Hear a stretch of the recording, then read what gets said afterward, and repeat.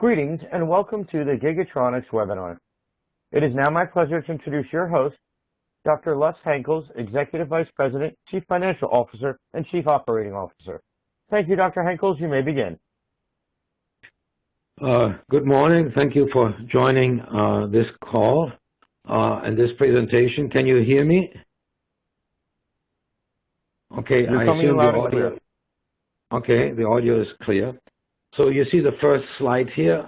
We are in the military electronic warfare business. We have, obviously, I will present forward-looking statements, so you need to understand that. Let me go to the next slide and give you a quick overview. Okay, the company is in two businesses. We have a sole source microwave filter business that I will describe, and we built on top of that an electronic warfare threat emulation business. The company has its headquarters in California.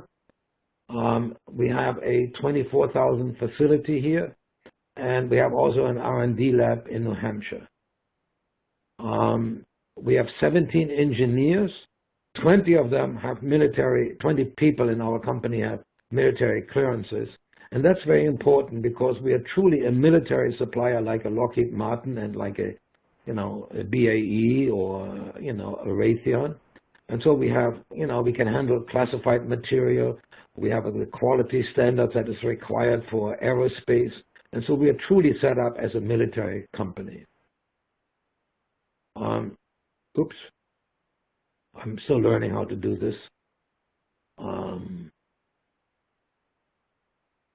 So let me give you some highlights. So we have a sole source business. That means we are providing filters for the F-15, the F-16, and the F-18 fighter jets. It's a recurring revenue. It's 40% gross margins, and I will show you that business in a second here. We built on top of that a threat emulation business. That's our growth engine. We have invested $24 million into it. And we are addressing with that a $440 million market. And within 5 years, we expect to get out of this business $60 million per year. And I will tell you how we're going to achieve that.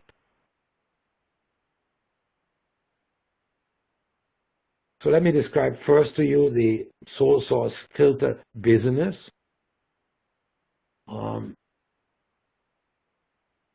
And so basically, when you upgrade the electronics in a plane like an F-16, an F-16 is a wonderful plane, but the electronics, gets upgraded every 5 or 10 years in order to be more responsive. When they upgrade the radar in those fighter jets, then it causes interference with the EW equipment on board of that. We are solving this problem with a proprietary technology that we actually acquired over 20 years ago. At that time, $19 million had been invested into this technology. And this technology is required for the F-15, the F-16, and the F-18 fighter jets.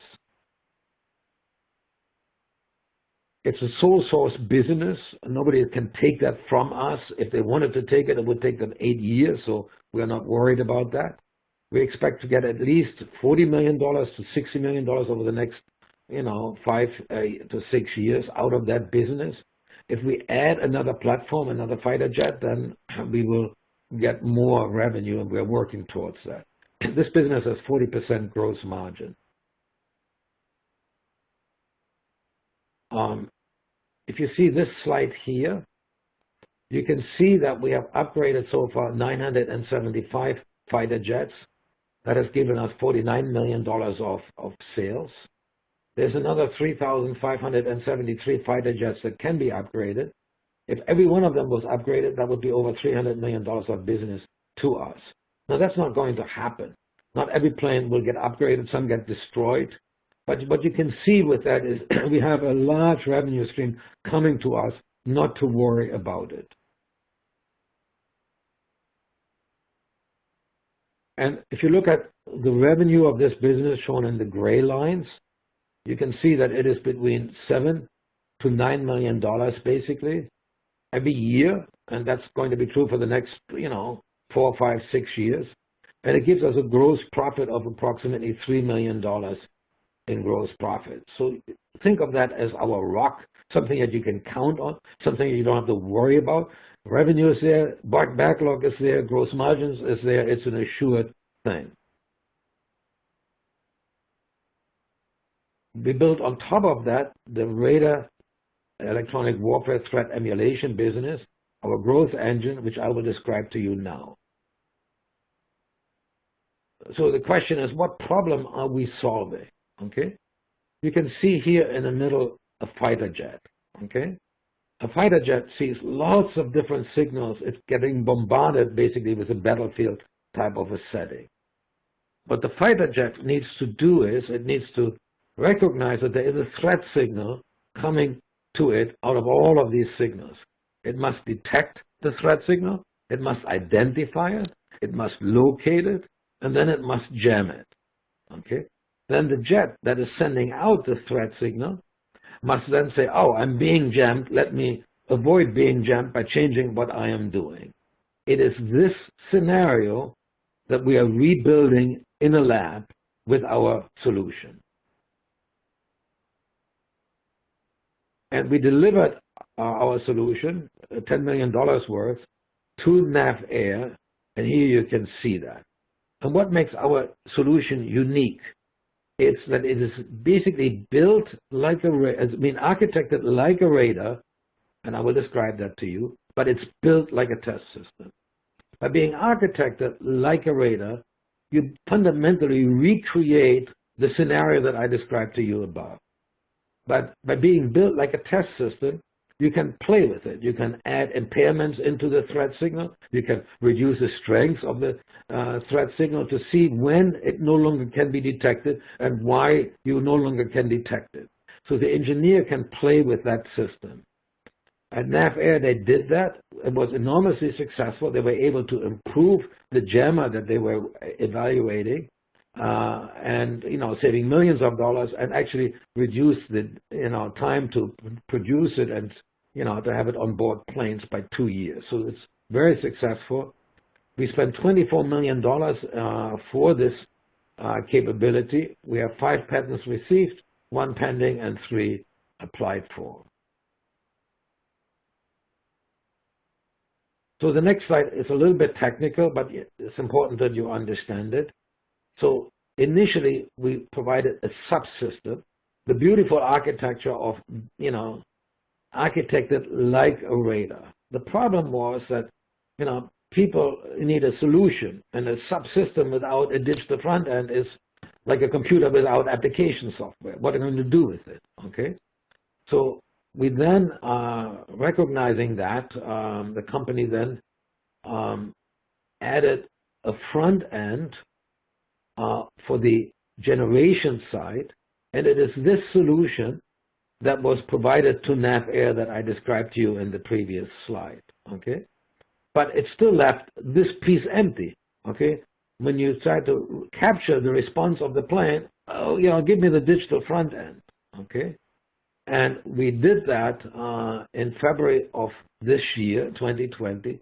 So for the first time, we have now a complete solution, generation and capture, since February of this year, and this is extremely exciting.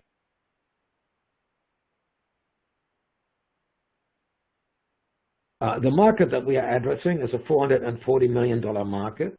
It's divided into electronic warfare and radar, and we expect that in 5 years, we will get $60 million per year out of this $440 million market. And now you will say, well, how the hell are you going to do that? Tell me more, okay? And so let me tell you more. So we have the $10 million delivered to NAVAIR of 5 systems. We are very successful there. They're very excited about it. So now let's broaden ourselves in NAVAIR in terms of other labs, not just what we call the WSSL lab, WSSL lab. Let's get into other labs, into other programs, not just the one JAMA program, the AE-18G JAMA program from Northrop Grumman. Let's get into other programs. So we expect to get into 3 other labs that we are working on with NAVAIR, the HETA lab, the JADO lab, and the hardware in the loop HWIL lab. And we are expecting to get into 4 other programs. The UAV program, UAV stands for Unmanned Aerial Vehicles, meaning drones. We get into the next generation JAMA program, the Interpret Tiger program, and the AEA, the Airborne Electronic Attack program. So we are working towards 4 additional programs, 3 additional labs, basically recreating this again and again within NAVAIR. But how do you get to 60 million? So starting out, we have this $10 million that I described to you already accomplished. We are now here, whereby we now moved from the labs to the range. And what we did there is they put our system into a trailer, and they bombarded an F-35 flying above the trailer on the China Lake range. And basically, with our system, we bombarded the F-35 flying over it with a battlefield environment and a threat signal. And the question is, does the F-35 flying above it see the threat signal, see the battlefield, and how does the pilot react to that? We demonstrated that at China Lake. They said, oh, this is fantastic. You can't take the demo system back. So they bought it. And we are now expecting 10 systems coming to us over the next 2 to 3 years, including basically now this quarter for the first out of 10 systems. Each system will be between $1.2 to $1.5 million. And so we are now into the F-35 program, into the range, okay? And we also, as I mentioned to you just a minute ago, expecting to get into 3 additional labs and 4 additional programs within NAVAIR. Then going further, by now being successful with the F-35, we are going to move into the Air Force, to Eglin Air Force Base. And so we are repeating the performance of NAVAIR and the Marine Corps there, okay?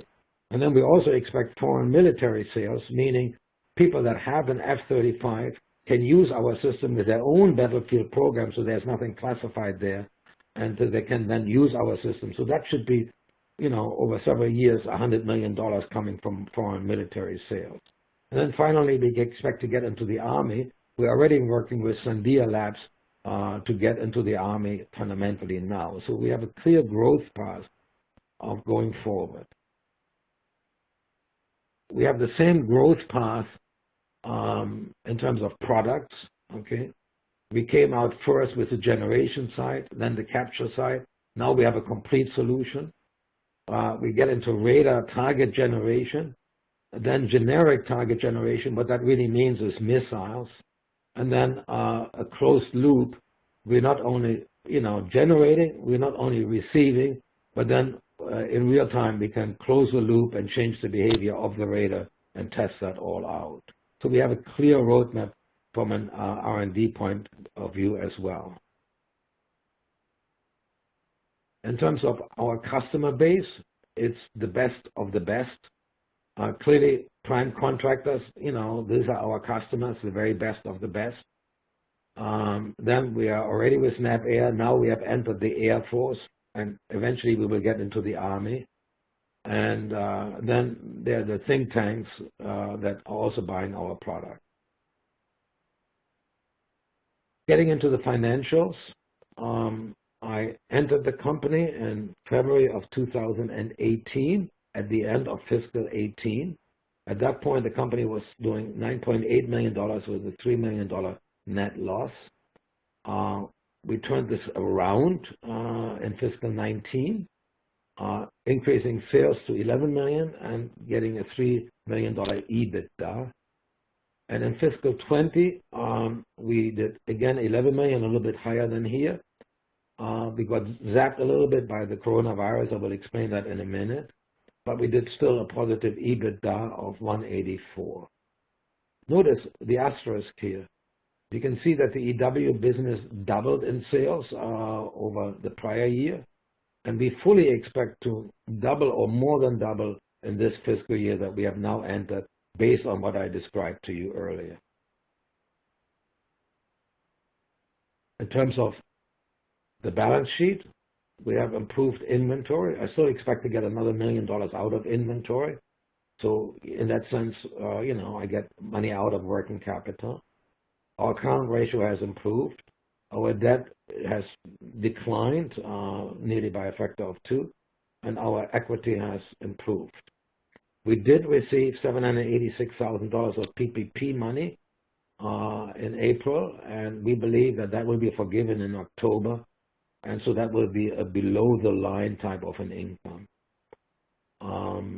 We don't expect to raise any additional funds in FY21. We expect to generate cash rather than raising cash.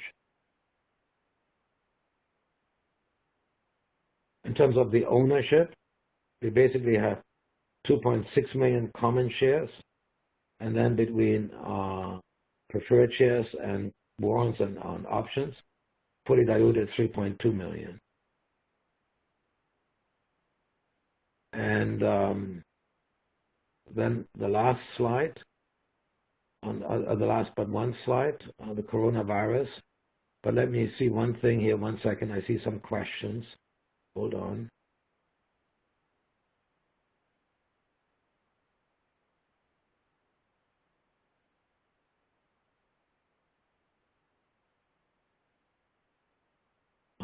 Okay. So the question that is being asked is, could I talk a little bit about the competition environment on the testing side? Okay. So yes, I can do that. And so let me go back a little bit here to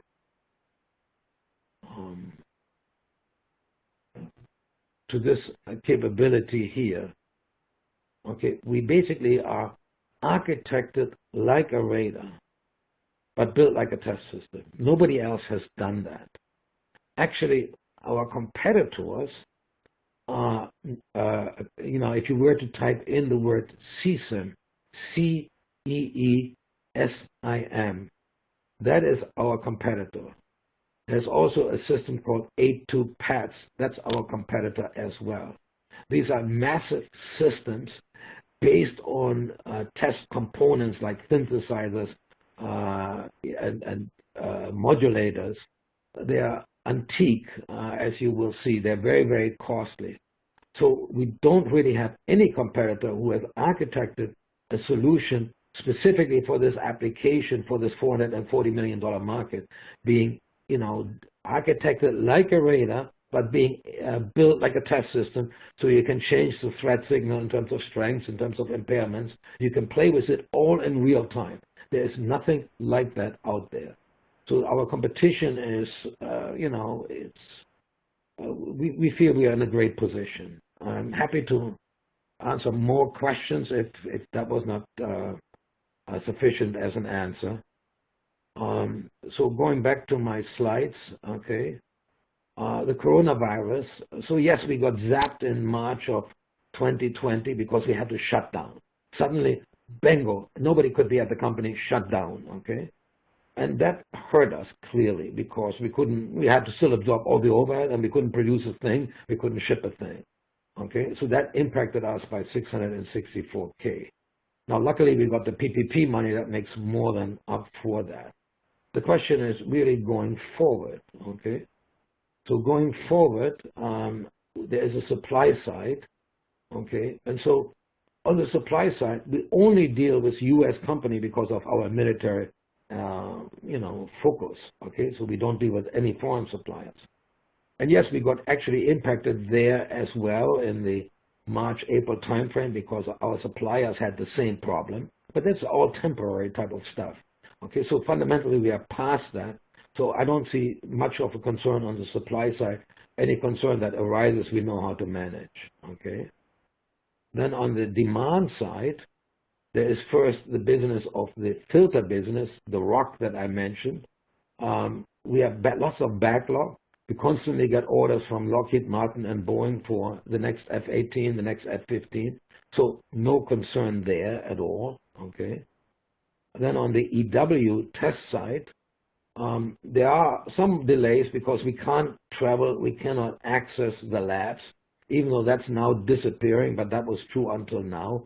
So there's a temporary delay. But our business is recession-proof. because no matter what happens, I expect EW, which is 25 billion or 26 billion out of 700 million in terms of the defense budget, that will grow and it won't decrease because we need to be competitive on the electronic warfare. So I think we're a recession-proof business. Going to my last slide. Okay. So let me just click right through.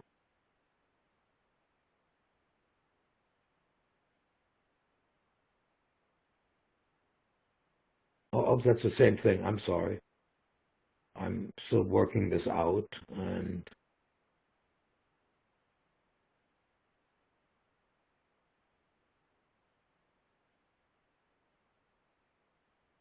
so what I want to say is that we finally have arrived. We have now a complete solution since February of this year, which is very, very exciting. We didn't have that. What good is a computer without application software? What good is a beautiful architecture without the digital front end? We now have that. Second, we have now entered the F-35 type of domain with the range and the planes flying overhead. That alone will be $12 to $15 million of business. With that entry, we get into the Air Force. So we are now taking off. Okay, we have our rock and so if we at least should double our EW business in this fiscal year, and I hope more than that. And then we have this rock that I mentioned, a platform that we can stand on, and we are recession proof. So I think we are in an exciting spot no matter what the environment is. And that's really what I have to say. Thank you. And I'm ready for more questions if there is any.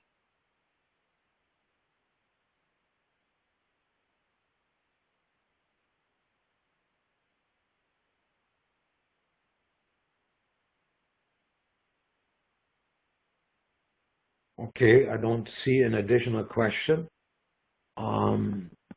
If you, my email address, if you have a question, is L. Henkels. The word Henkels is not easily spelled, but you might recognize my name, Henkels. I have a German accent. By now you realize that. I was born in Germany. I grew up there. Right after high school, I went to MIT to the United States and got, I'm here since that time. My family, Henkels, they make knives in Germany, cutlery, and so we provide kitchen knife sets. That's my family. And so in that way you can remember my name. So it's L. Henkels at Giga-tronics.com.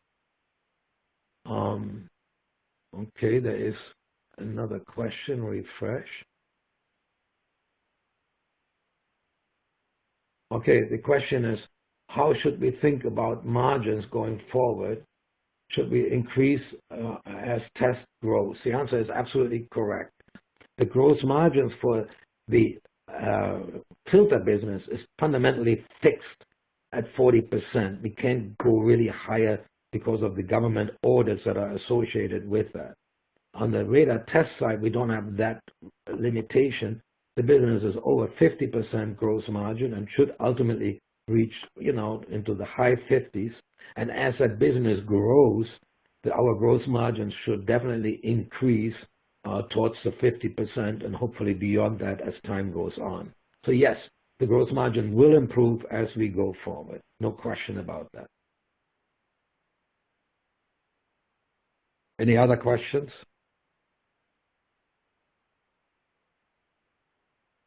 Okay, I want to thank you for participating in that. You can reach me via email, lhenkels, L and then HENCKELS at Giga-tronics.com. Thank you. Ladies and gentlemen, oh, there's another question that just came in. Hold on.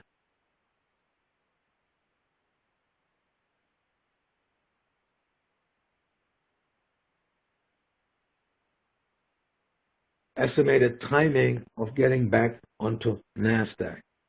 We did everything that we need to do to get back into the NASDAQ, which is really critical, by the way, because that limits the valuation of our shares. We fully recognize that.